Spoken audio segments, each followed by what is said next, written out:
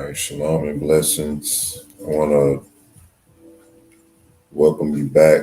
I think I got my sound issues worked out, but I want to pick up where I left off, and I want to sort of reiterate the point that I was making about the relationship between our brothers and sisters, the things that we see happening today. We see somewhat of a war between our brothers and sisters. And what I want to show is that this war that you see happening between our brothers and sisters, like our condition as a people, is rooted in the Bible, and it can be traced back to the Bible. You know, I'm a person who believes that every aspect of life, the Most High's word deals with it in some way, form, or fashion. And so, if we want to understand our condition as a people, it's through the word, it's through the scripture, and understanding our history that we get that understanding. And it's the same way with understanding why do we see the things we see happening between our brothers and sisters. If we be technical, that's really the first sort of offset that happened between our people. You know, scientifically, it's been proven that the first man and the first woman was black.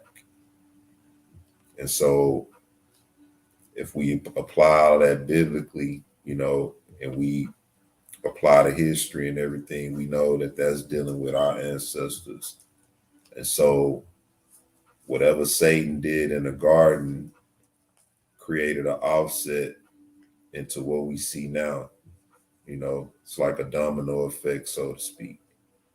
And all we have to do is look at what happened then and sort of compare that to what we see happening in the earth now to understand why we see happening between our brothers and our sisters.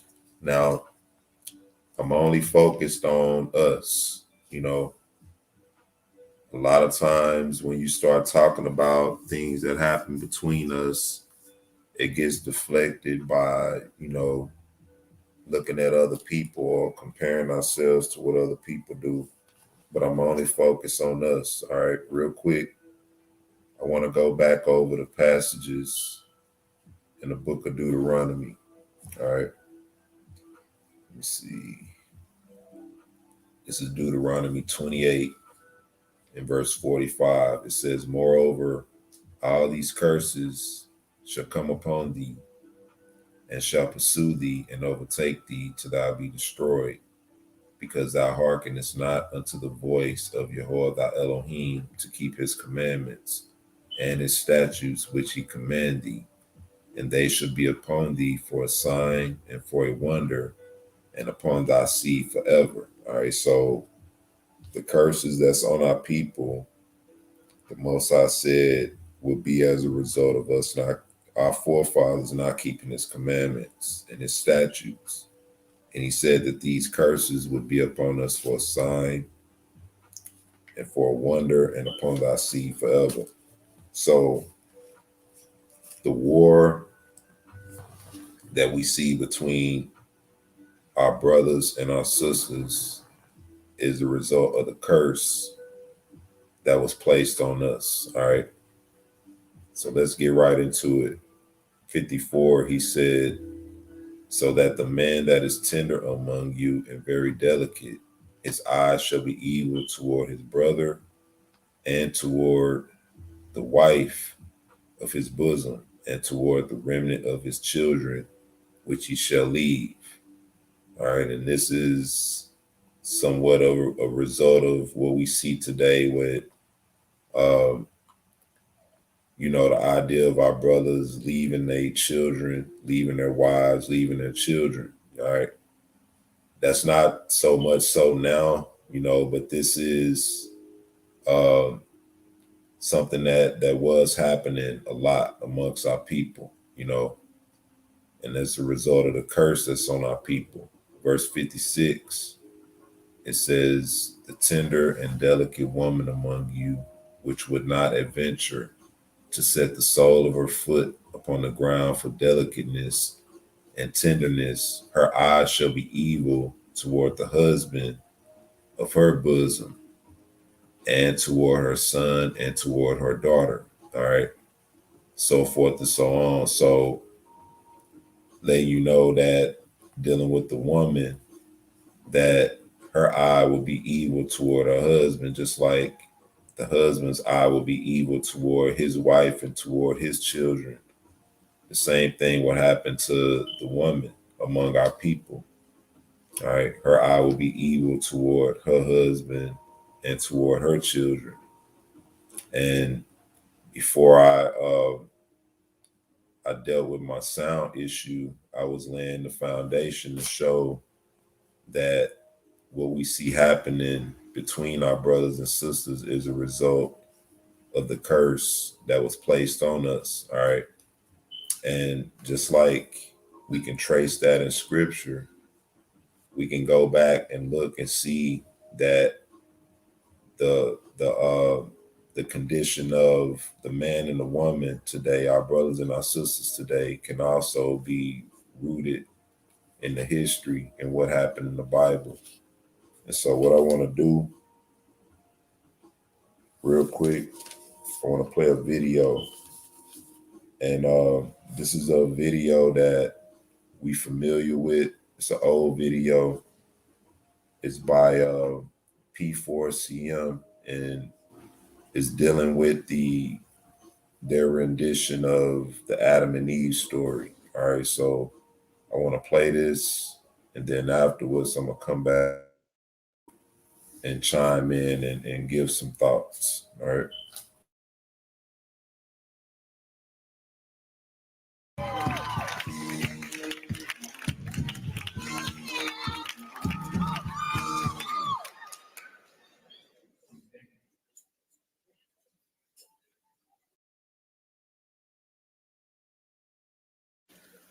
So I guess it was convenient for you to turn your back on the woman who held your spine. Woman, you were brought forth from my side, created to support me like the gravity-stricken moon does the brisk breath of nightfall. But when fear clawed its way into my heart, when he called my name in the garden, you shrunk and hid your shameful body. Where were you when the Prince of Night found his way to your star? Him lie. And I watched you sit and set like sun, you mourning of a man. You can't even see the nightmare you have become. I was there, standing in a distance, having a conversation with my backbone. I wanted to stop you, but you let that evil reptile with eyes, slow dancing with deceit and tongue, swift as breeze, woo you dumb to think we could be wise as the God who thought the galaxies into existence. Adam, I thought he was my friend, letting me in on secrets God Pinky promised the leaves not to tell.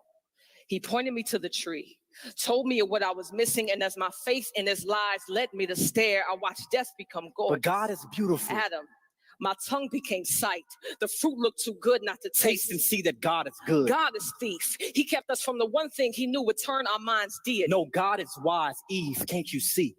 In our feast for knowledge, we have become fools. Searching for wisdom in a mere branch, we forgot about the God who had the power to grow us from dust with no roots. His mind is wide as sky, and we were free as clouds, but now the silent hum of shame echoes the land. The eerie chill of Father's curse crawls across our conscience, and the very river we bathe our naked souls in is damned because of you. What have you done? Do not blame me for murder and name yourself victim as if we are not both ghosts with skin. You left me for dead. Did you forget the sixth day when God made you from dust? But he made you from me for me.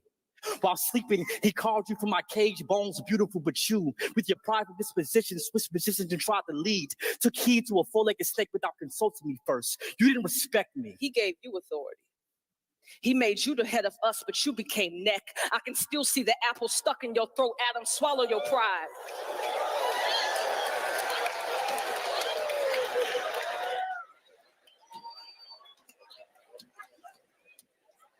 You were supposed to lead me, yet I am to blame. Your wife, your Eve, the one who is now shamed once beauty the moment you saw her breathe. Maybe I should noose a ribbon around my neck, make a skirt of wrapping paper, stuff my natural naked chest with leaves. Maybe then these bones will be enough gift for you again, this flesh enough body for you to bathe in. The day you remove God from your soul, emptied your nest of his glories, the day you beg me to take his place, fill your voids, become this image of perfection to satisfy your insecurities. God forbid our sons grow up treating their sisters like cemeteries, stacking their bodies and bones in one closet to wear as one flesh every time they want to feel alive. Eve, please understand that you further prove my point.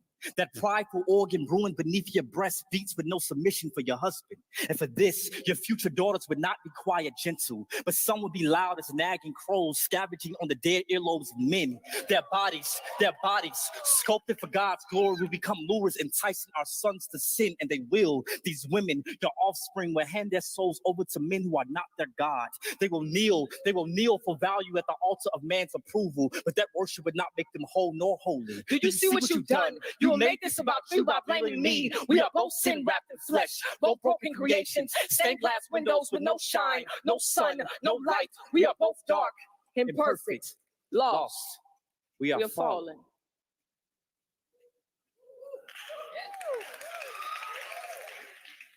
Wife, I'm sorry.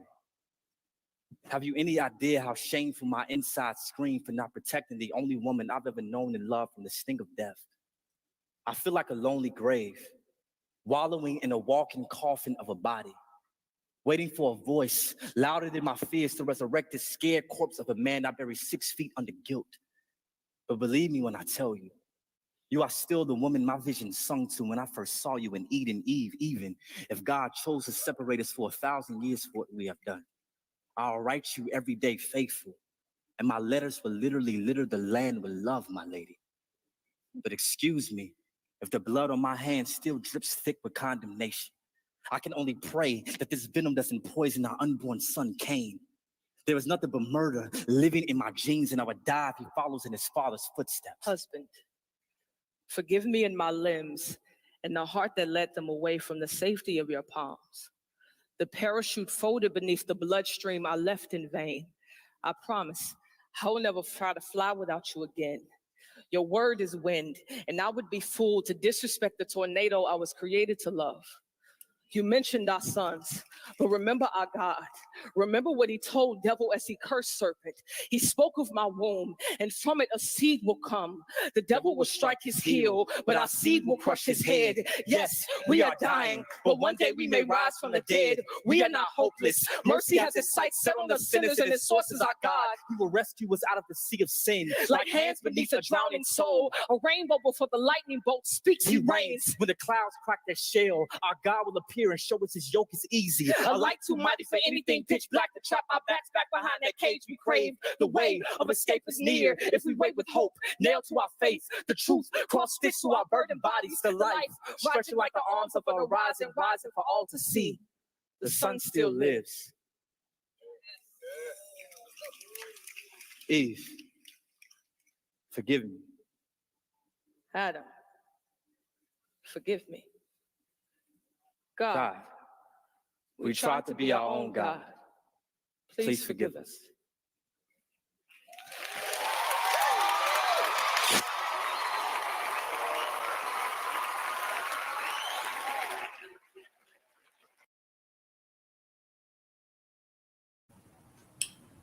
All right, so that was a video, an older video by P4CM, and that was a rendition of the scene of what took place in the garden between Adam and Eve. And I didn't play that scene because I feel that that's the exactly what went down. You know, we're gonna read the history of that, but since we're dealing particularly with the brothers and the sisters, all right, black men and a black woman, I played that because that rendition brings out a lot of things that I want to address. All right. When the scene first opened up, it started out with Eve sort of, sort of confronting Adam on the fact that she felt abandoned, or she felt that Adam left her abandoned. All right. This is one of the narratives that we hear concerning this the event that took place between Adam and Eve.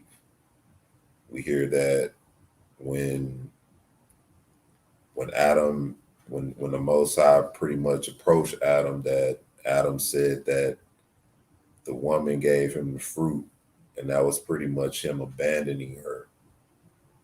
And so it started from that, and then it went into a back and forth. And so the whole scene is sort of played out what we're used to, what we're used to seeing, particularly as a people, with the relationship between the man and the woman, sort of a back and forth, up and down, who can give the best punchline kind of situation.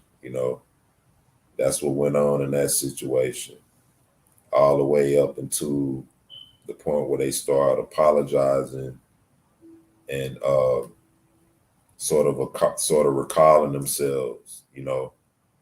But I wanted to bring that out because, like I said, that scene sort of brought out a lot of the details that I want to touch on moving forward. All right, what I want to do now is I want to get into the actual account. All right, let's go into the book of Genesis. Let me see. What is this? It's Jeremiah.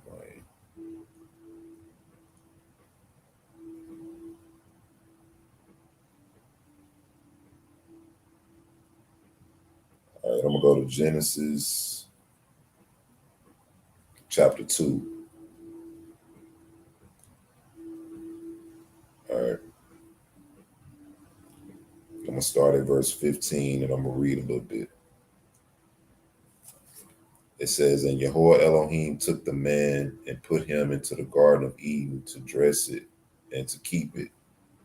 And Yahweh Elohim commanded the man, saying, Of every tree of the garden thou mayest freely eat."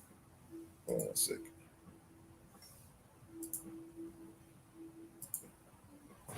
All right.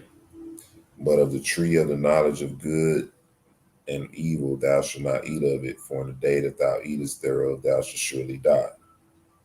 And Yahweh Elohim said, It is not good that the man should be alone. I will make him and help meet for him." All right.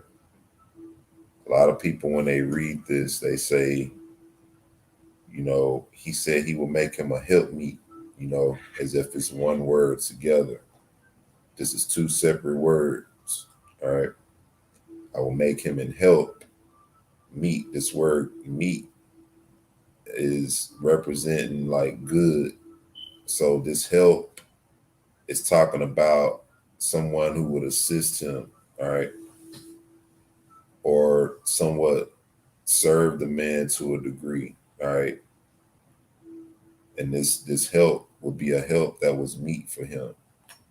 That's what the help is, all right. In any other situation or meaning, that's what the help would mean, all right. So this is why the Most High brought Eve out of Adam. When he said it's not good that the man should be alone, I will make him and help meet for him.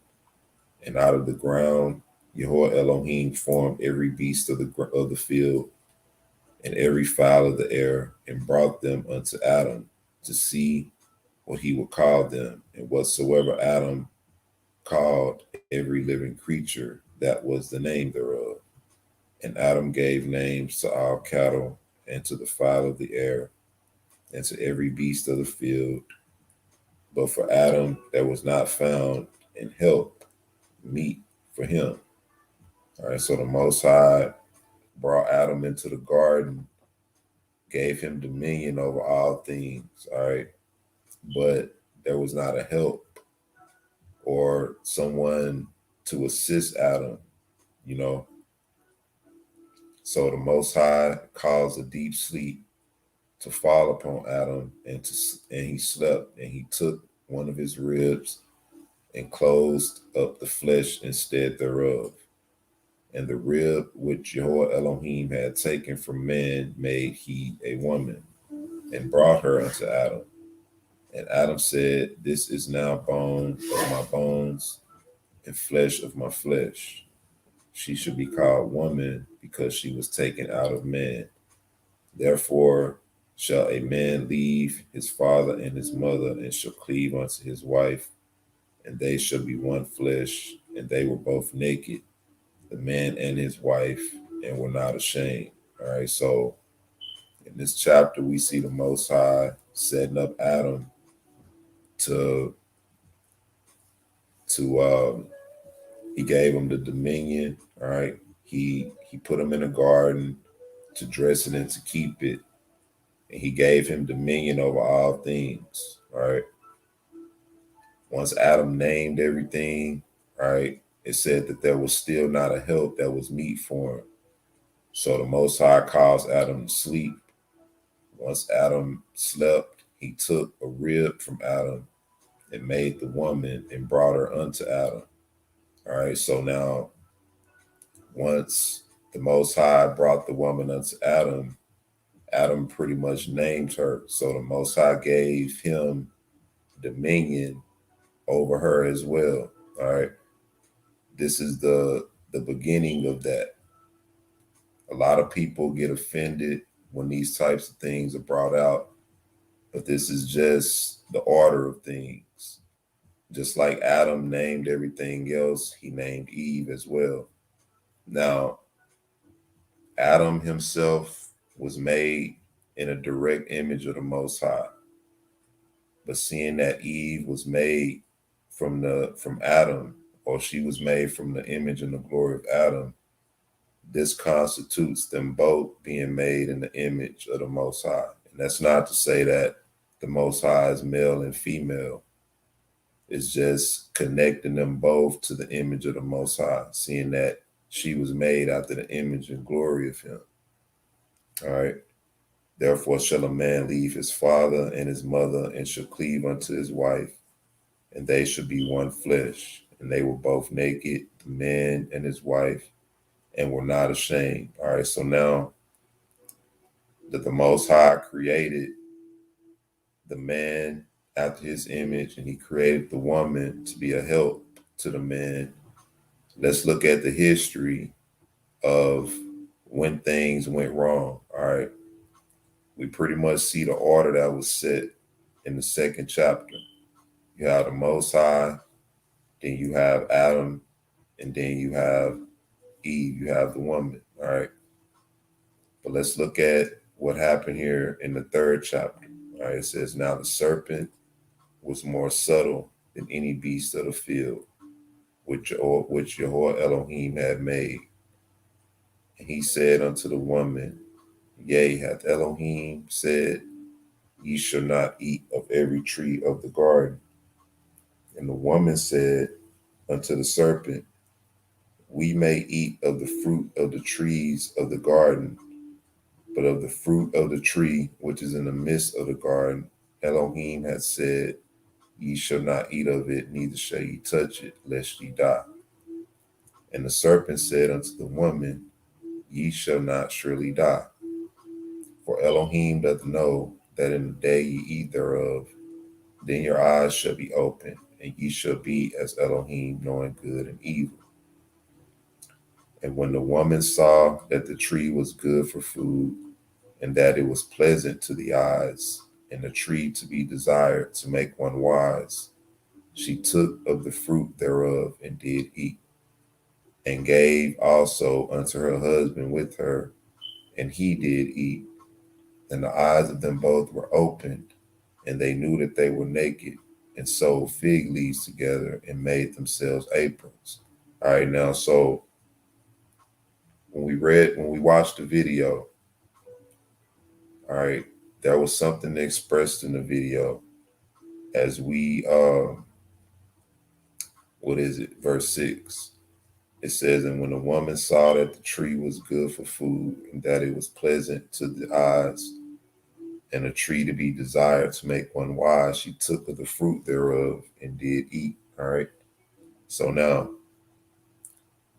in the video, the woman expressed how, what was her statement? The brother said, "Taste and see that God is good," and she responded by saying, "God is thief because he kept back secrets, from us, or he kept back things from us." And we hear this sentiment a lot. Um, I'm sure a lot of people have heard people say that, God was holding back secrets in the Garden of Eden. And this was the expression that was expressed in the video.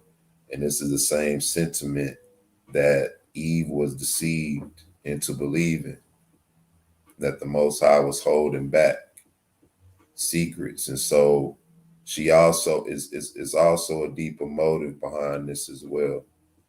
But for her to see that the tree was good for food, pleasant to the eyes, and a tree to be desired to make one wise.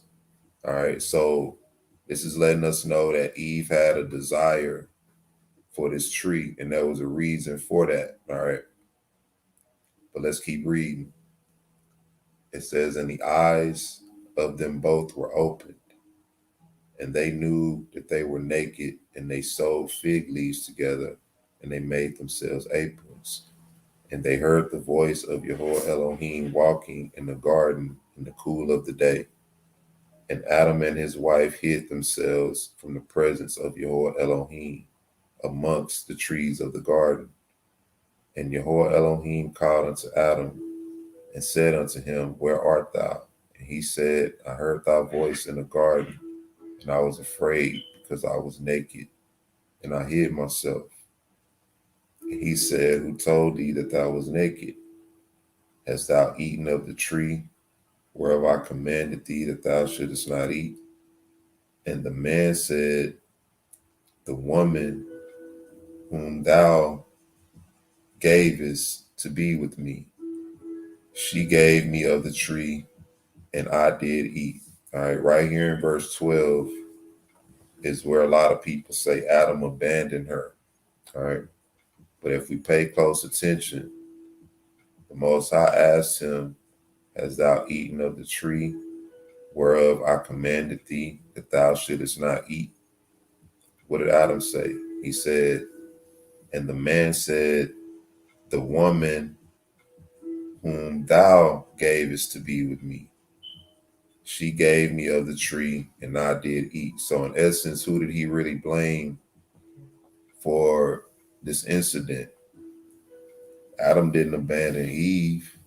He pretty much put the blame back on the Most High.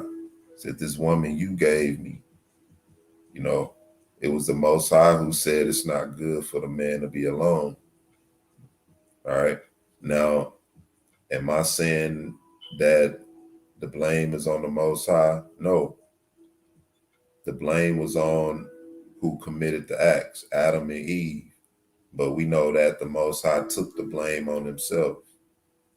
I can show you record to show you where Mashiach said himself that it's because of Adam and his children.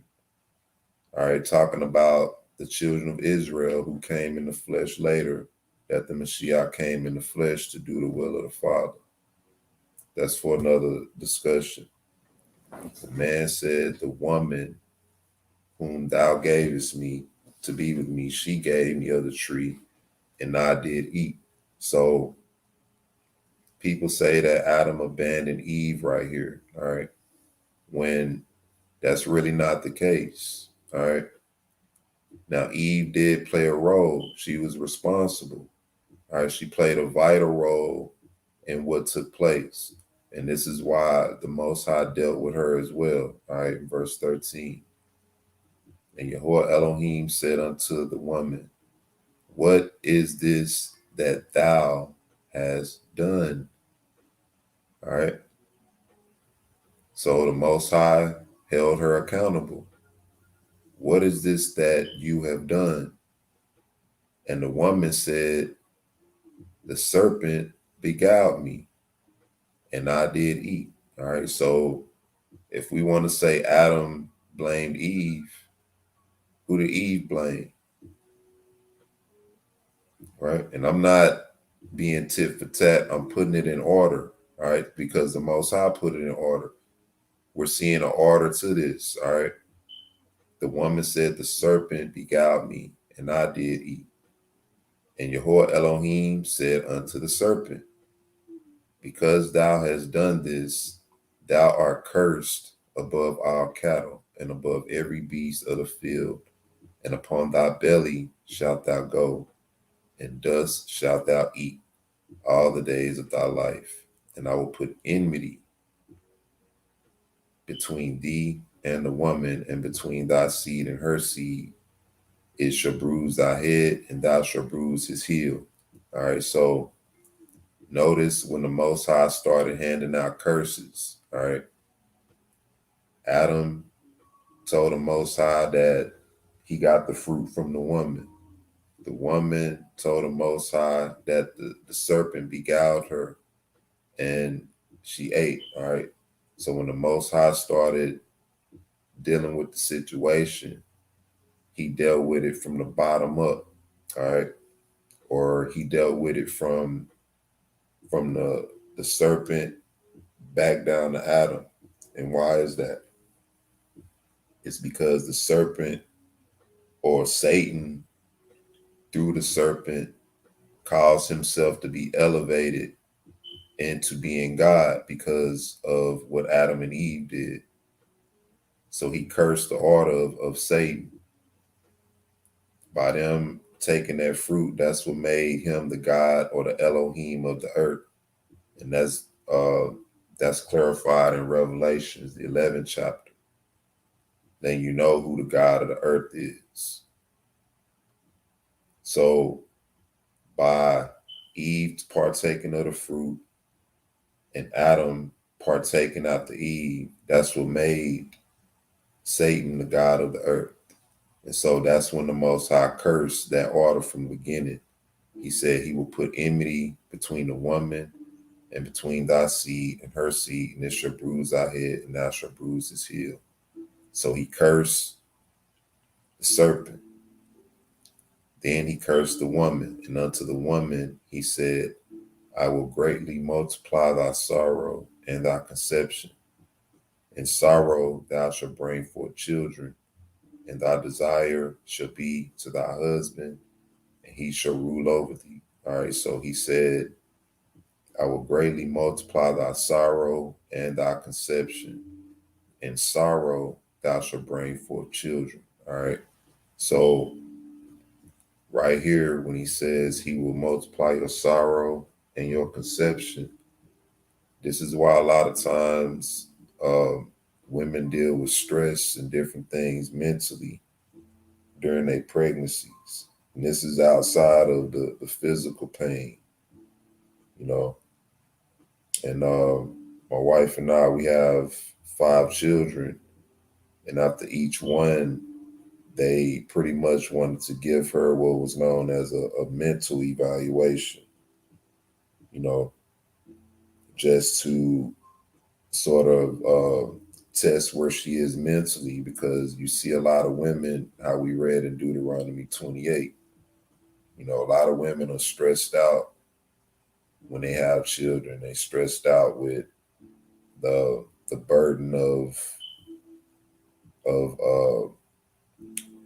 not being able to do the things that they would usually be able to do if they wouldn't have children, you know. And then a lot of them have to work and do things by themselves, and all of that is for a reason, you know.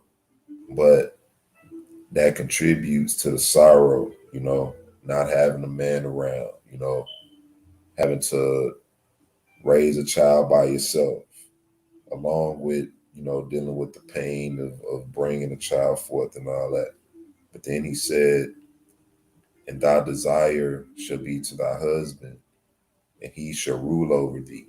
All right, so now a lot of people say that verse 16, you know, is a complete curse on the woman. But he said, your desire should be to your husband. So why would this be a curse for a woman's, or for her desire to be to her husband? Number one, And number two, why would he even have to mention this to her, seeing that there was no other man around to be desired but him? All right, so now the serpent, remember the serpent told Eve that she could be as God. If she was made in the image of God herself, why would she not have known that already? And how could she have been deceived by that? It's pretty much letting you know that she wasn't made in the image of God herself. She was made in the image and the likeness of Adam. And so the Most High set his order from the beginning. And I'm laying all this down to sort of lead us into understanding why we see the war between the brothers and the sisters that we see today. All right, is due to the order that the Most High said in the beginning.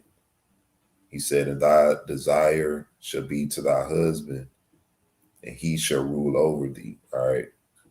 But once we get into this other account, what we're going to do is the other account is going to bring out more clarity into what we read in this account of Genesis. All right.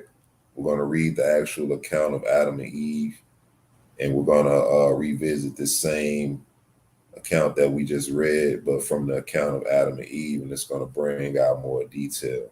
All right. But why would he tell her that her desire is to be to her husband when her desire should have been for her husband anyway, and he should rule over thee? All right. It's because that when Satan told her that she could be as God, all right, that was the same as telling her that she could be in the same position that Adam was in. And the Most High didn't make her to be in that position. So from the beginning, Eve had a desire to be equal to Adam, all right, and it was for a purpose. And he shall rule over thee. And unto Adam he said, because thou hast hearkened unto the voice of thy wife, and hast eaten of the tree of which I commanded thee, saying, thou shalt not eat of it. Cursed is the ground for thy sake. In sorrow shalt thou eat of it all the days of thy life. Thorns also and thistles shall it bring forth to thee, and thou shalt eat the herb of the field. In the sweat of thy face thou shalt eat bread till thou return unto the ground. For out of it wast thou taken, for dust thou art, and unto dust thou shalt thou return. And Adam called his wife's name Eve, or Kawah, because she was the mother of all living. And unto Adam also and to his wife did Yahweh Elohim make coats of skins and clothe them. All right, so forth and so on. So this is the Genesis account of what took place in the garden. All right, so now let's move forward into the account of Adam and Eve. And we're going to line up what we just read in Genesis 2 and 3 with what we read here. All right, we're going to get more detail to get an understanding of what took place. This is after um, Adam and Eve partook of the fruit. And on another time, on another discussion, we'll get more depth with the history. But what I want to deal with now is the account of the curse that was placed upon Adam and Eve. All right, and we're going to see what took place. It says, on that day we heard the great prince Mikael blowing with his trumpet. Hold on one second. Okay.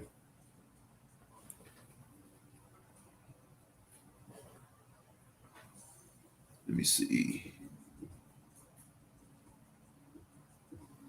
It says, on that day we heard the great prince Mikael blowing with his trumpet and calling to the angels and saying, thus saith Jehovah, come with me to the garden and hear the judgment with which I shall judge Adam. And when Elohim appeared in splendor upon a chariot of cherubim in the garden, and angels proceeding before him and singing, its flowers and every tree of the garden also, thy father's lot and mine also. And the throne of Elohim stood fixed where the tree of life was. And Elohim called unto Adam, saying, Adam, where art thou? Can the house be hidden from the presence of his builder? And thy father answered and he said, we cannot hide from thee, Yahweh, but I am concealed from thy face, because I was afraid, because I am naked. I stand in awe before thy might, O Yahweh. And Elohim said to him, who told thee that thou art naked? Hast thou forsaken my commandment, which I command thee to keep? And Adam remembered the word which I spake unto him, saying, thou shalt not be endangered by the hand of Yahweh. And he turned unto me and said, what is this that thou hast done? And I said, the serpent deceived me. All right, so if you can't already tell, this is Eve sort of giving the account of what took place. And just to let you know, this is her speaking to her and Adam's children and letting them know why they see the things that they see happening, because at this point, Adam is going through a lot of pain and sickness, and his children are wondering why.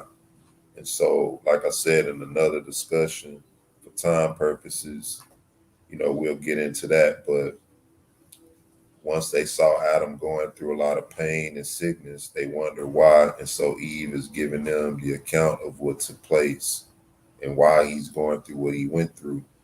And she's letting them know that when Adam stood before the Most High to give an account, it says that he remembered the word which I spake, talking about Eve unto him, saying, thou shalt not be endangered by the hand of Yahweh. And he turned unto me and said, what is this that thou hast done?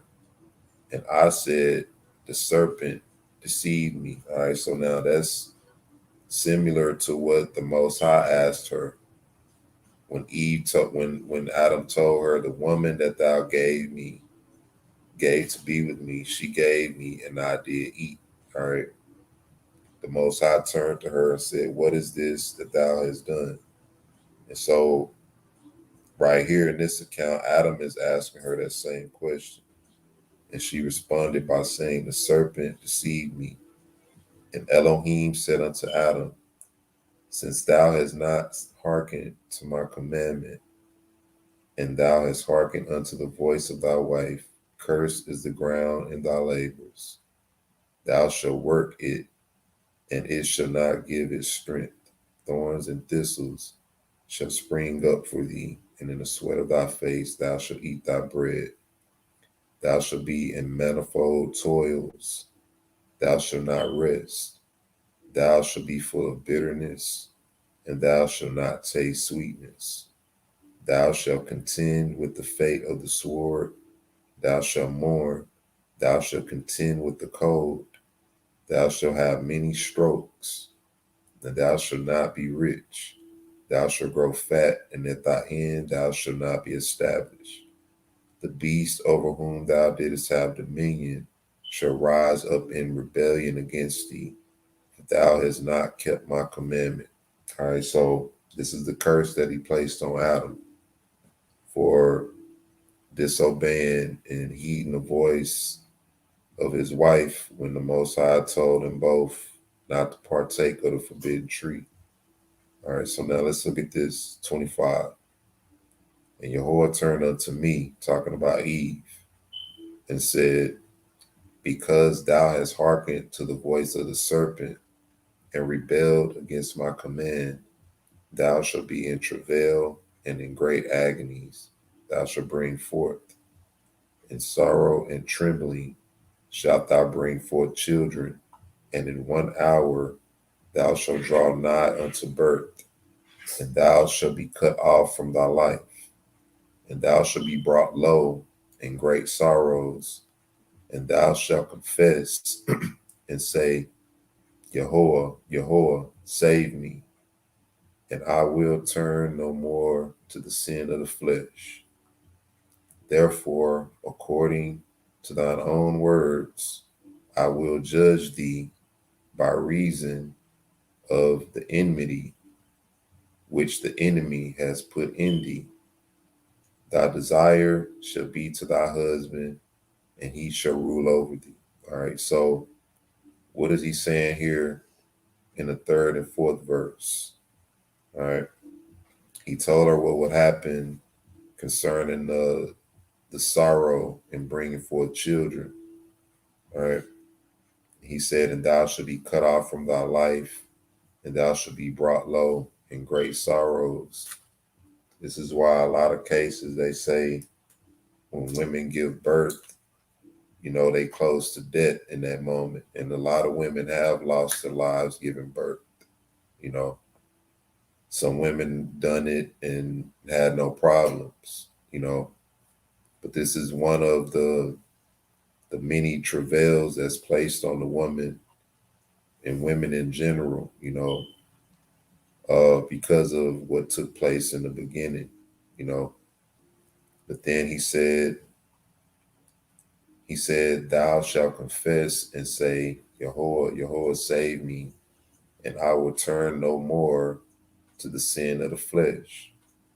Therefore, according to thine own words, I will judge thee by reason of the enmity which the enemy has put in thee. All right. So he's saying right here how you'll have women who will come to repentance, and this is what he's telling Eve. He's saying you're going to come to a point of repentance. He's saying when you do, I'm going to judge you according to what you're saying. All right.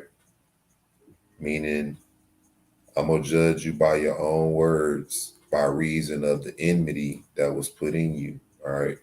So when Eve ate the fruit that the serpent deceived her into eating, he in essence sowed enmity in her toward the man, just like the Most High told the serpent that there will be enmity between the serpent and the woman's seed. All right. The same thing was sowed into the woman against the man. All right.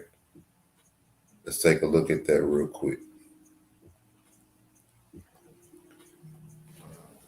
I want to find the term enmity.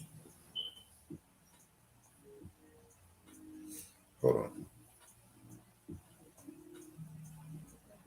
All right, let me share my screen real fast.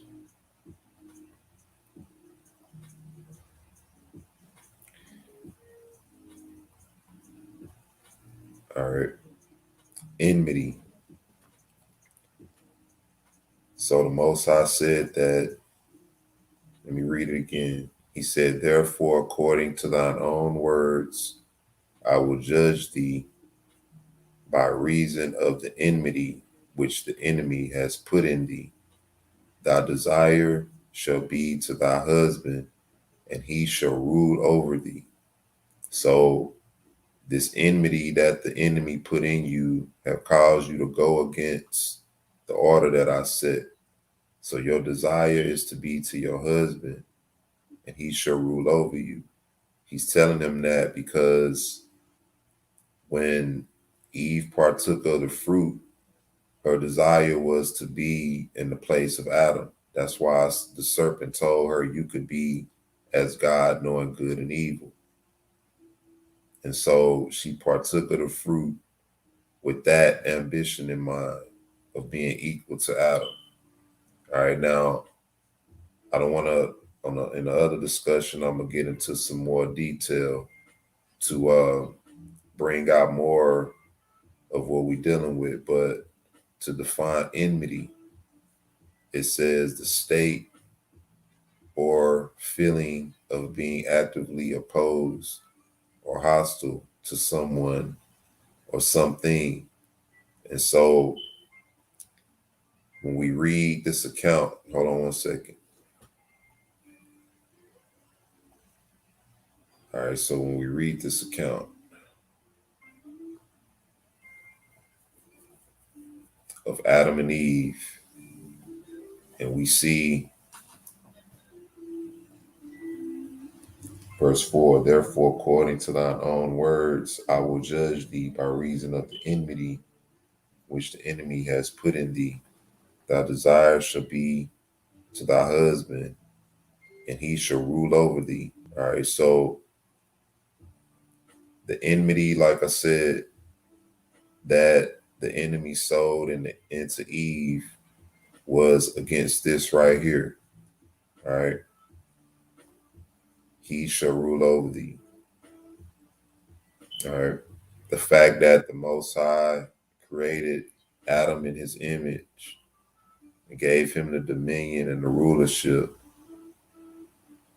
the serpent or Satan automatically came in and tried to reverse that order by sowing enmity into the woman. And it's the reason why he did that.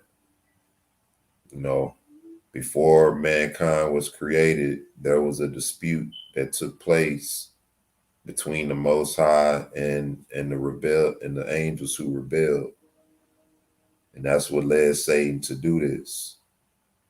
But nonetheless, we kind of read and got an idea of what took place. All right. Satan came in and deceived the woman. All right. She went for it because she had her own desires and her own ambitions within her. All right. Because of her desire for the tree, she allowed Satan to deceive her. And this is why the Most High cursed her the way he did.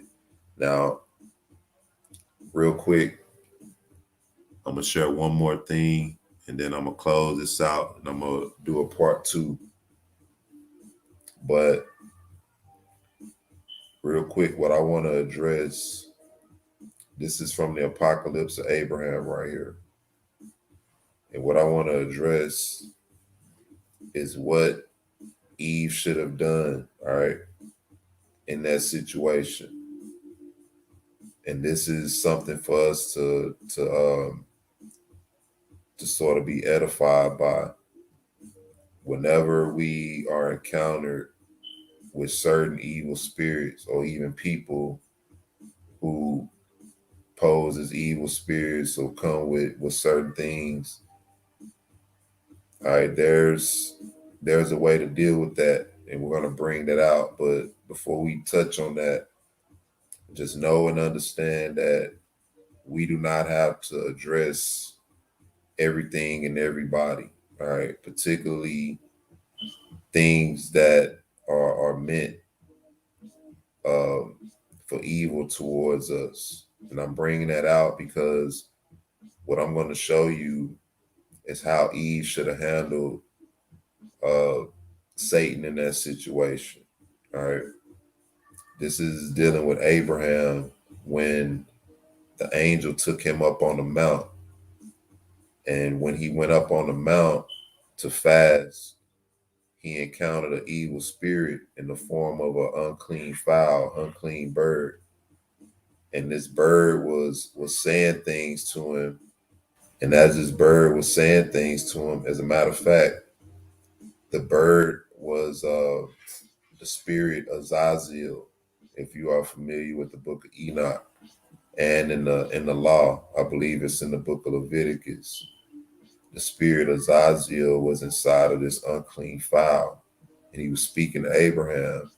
And as he was speaking to Abraham, the angel that took Abraham up on the mount told Abraham how to deal with this unclean spirit. All right. And that's what I want to get into. All right. It says, what I want to start. It says, and the angel said to me, Abraham, And I said, Here am I, thy servant. And he said, Know from henceforth that the Eternal One hath chosen thee, he whom thou lovest. Be of good courage, and use this authority so far as I bid thee against him who slandered truth. Should I not be able to put him to shame who have scattered over the earth the secrets of heaven and have rebelled against the mighty one? Say to him, Be thou the burning coal of the furnace of the earth. Go, Azazel, into the inaccessible parts of the earth. For thy heritage is to be over those existing with thee, being born with the stars of the clouds, with the men whose portion thou art, and who through thy being exist, and thine enmity is justification. On this account, by thy perdition, disappear from me. And I uttered these words which the angel had taught me. And he said, Abraham, and I said, Here am I, thy servant. And the angel said to me, Answer him not, for God hath given him power over those who do answer him. And the angel spake to me a second time and said, Now rather how much he speak to thee, answer him not, that his will may have no free course in thee, because the eternal and mighty one hath given him weight and will. Answer him not. I did what was commanded me by the angel, and however much he spake to me, I answered him nothing whatsoever. All right, I read this portion right here to point out this is what Eve should have done. This is how she should have responded. All right, with nothing at all. All right, and why should she have not responded? It's telling you, answer him nothing, for God hath given him power over those who do answer him. All right. So by her answering him, that pretty much gave him power and gave her over to his will. And the angel spake to me a second time and said, Now rather however much he spake to me, answer him not, that his will may have no free course in thee, because the eternal and mighty one hath given him weight and will. Answer him not. So in other words, if you yield to him, all right, understand that he has weight and will, he has power to allure you and to deceive you. So answer him not. All right. So this is pretty much how Eve should have handled that situation. And this is how any sister should handle a situation where evil is present or where you're being enticed in any kind of way to do something that you shouldn't do. All right. Notice that uh, Eve was approached when Adam wasn't around, and pretty much that's how it's going to be in every situation. All right. Women, it's good for the women to understand the weight and the power that you have and how the enemy is going to use you and how he uses you to ruin the situation. All right. He knows that women are allured by certain things. Women like certain things that they see. And I'm not putting this on everybody, but this is a situation that took place. It still happens now, you know. But when the serpent came to Eve to beguile her or to deceive her, all right, this is how she should have handled it. She should have ignored him and she should have not answered him. All right. She should have not given him any type of leeway or any type of opportunity to destroy or to bring her down because by him bringing her down, he used that as a means to bring down Adam. And once that was done, that's when sin was brought in. All right. But from the beginning, that's pretty much the history of what took place, of why we see the war happening between our brothers and our sisters. And this is from a biblical perspective. You know, the Bible goes into much more information concerning this issue. You know, but what I wanted to do was lay down a simple perspective as to why we see happening the things happening that we see with our brothers and sisters. And if we deal with it in simplicity, then hopefully this could bring about some healing and some hope. You know, um, one thing I do want to address before I close out is uh, in terms of a solution. You know, one thing we can do, or there's a lot of things to be done, but one thing we can do first is what we just did, getting an understanding of the history of what took place. The Bible says, in all I get an understanding. So, in order to fix anything, you know, especially like this, we have to go back and get a good understanding of what took place. And in getting that understanding, we have to understand what was the purpose and intent, what was the order that was set, you know, where did that go wrong? What was done, you know, what are the things that we're doing now that's keeping us from reverting back to that order that the Most High set? All right.